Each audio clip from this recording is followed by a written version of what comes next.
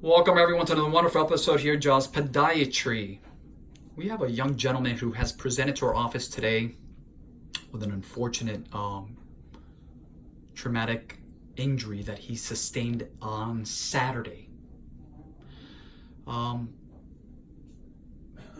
Unfortunately, he was trying to get a ball out of a gutter, and when he jumped up to get it, he landed on the, what would you call it? The cover of the pool skimmer. The cover of the pool skimmer, right? And when that happened, the cover actually popped out of place, and his foot basically went into this abyss, right? This hole in the pool.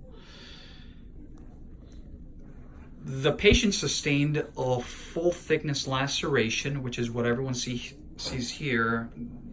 You know, he's got all the sutures there in place, and then this is what we call a degloving injury, right?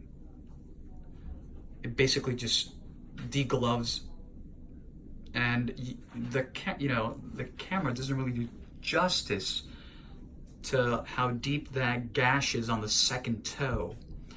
The one on the great toe is more superficial, but the one on the second is really, really deep. And I was just telling the patient, I don't like to use the word luck per se, but very fortunate that, you know, just if it would have been a little bit deeper, the tendon, the flexor tendon, right, the tendon that does this is right underneath there, it would have been definitely severed. The same thing goes to the laceration. It's underneath, right? And the flexor tendon, the big flexor, what we call the flexor hallucis longus tendon, the one that does this, right? A lot of times when patients go to these urgent care centers, I hate to say it, but sometimes they may miss injuries as such. They basically just say, oh, it's a superficial laceration. They'll go ahead and suture the laceration, but they don't really inspect the area for any underlying possible soft tissue injury. But the patient has full range of motion, right?